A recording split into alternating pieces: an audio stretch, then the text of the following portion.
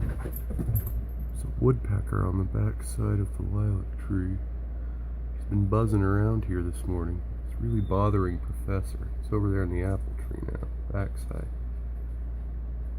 I think it's a woodpecker. Hasn't really started pecking much, though, as far as I can tell.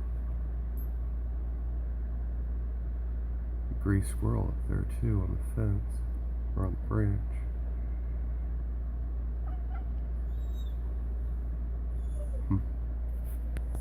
Bothering everybody. You can hear Jack crying, too.